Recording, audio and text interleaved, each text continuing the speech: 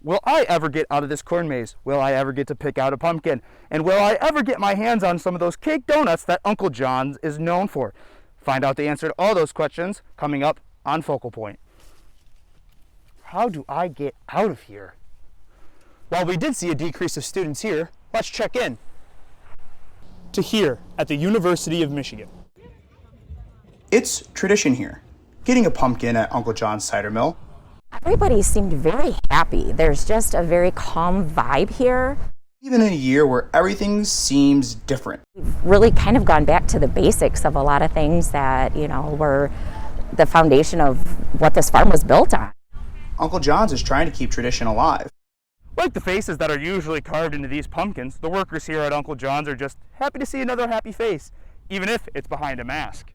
Just makes my heart happy when I see people sitting along the hillside and walking around the orchards and just being outside with their family and friends, and just it's been nice to see.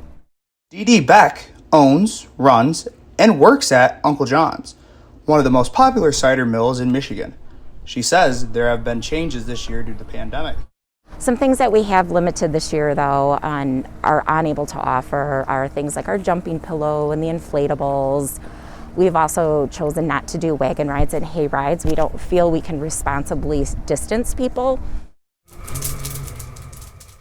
The kettle corn hasn't changed. Dave of Kate's Kettle Corn is grateful to be here. It's been fantastic so far. All of our other events through the whole season have been canceled. We had parades and festivals and things that we were doing. So.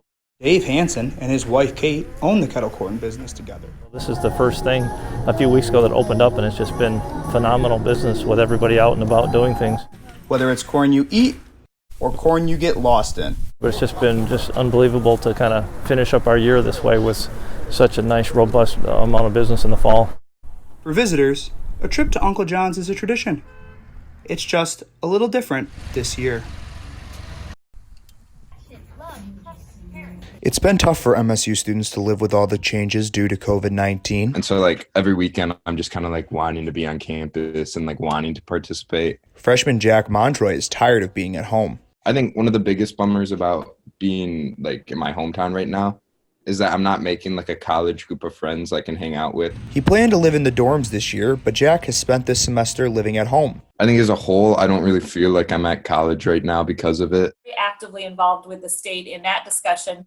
MSU spokesperson Emily Grant says they hope to allow another 2,500 students in the residence halls for the spring semester, but they may have to rethink that. Yes, to your point about bringing more students back, will we have that ability? And that's something we have to evaluate right now. Jack wants to live on campus this spring and hopes he gets accepted. And so I applied, and if I get accepted, I would definitely take it right away. Even if Jack is selected, he knows the on-campus experience may be a little different. I think I'd have to come expecting some, not what I was expecting before COVID happened, and understand that, it's not going to be the traditional way of life. You're going out where are things riskiest. Ingham County public health official Linda Vale says the new restrictions in restaurants and bars stem from what is being seen in college towns across the state.